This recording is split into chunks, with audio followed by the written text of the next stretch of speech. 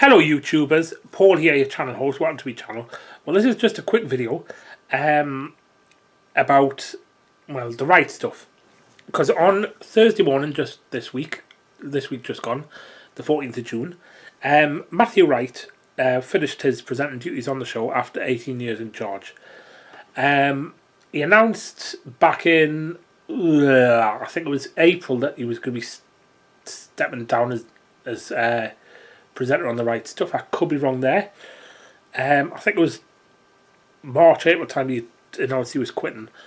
And although he had said that it was to say more of his wife Amelia, this is my theories on it. Don't quote us on it, but this is just my theories and with me observations on the show. Up until last December 2017, the Right Stuff was produced by Princess Productions, which was a subsidiary. It was under the umbrella of Endemol Productions. So Endemol Productions owned Princess Productions. Endemol decided to mothball Princess Productions, so ITN Productions then bought up the Right Stuff to produce. And from January this year, it was produced by ITN Studios at ITN Productions at ITN Studios on Gray's Inn Road in King's Cross in London. And I noticed a massive change in the show in January. The format of the show was more or less the same, but there's some things that were changed. When it was with Princess Productions, they had a much more wide variety of guests. When it was moved to ITN, they seemed to have the same 3 or 4 guests rotating every 4 weeks or so, which was the likes of Lowry Turner, Yasmin Ali Brown and Dr. David Bull. Now, don't get us wrong, I think these guests were excellent, but when it was at Princess Productions, there was more time lapsed before the guests were brought back in.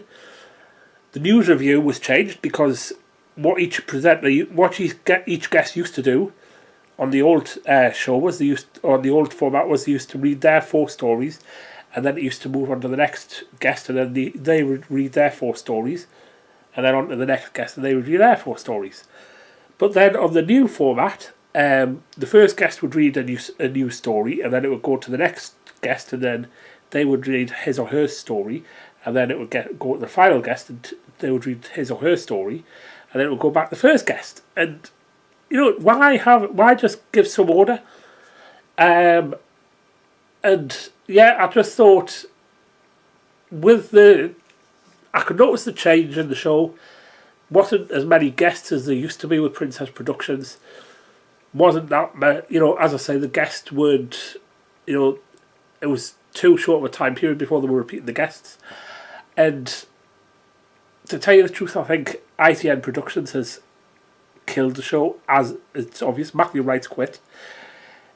It's been announced this week as well on Monday in the press that Jeremy Vine is going to be taking over the show in September, and it's going to be relaunched as a new format.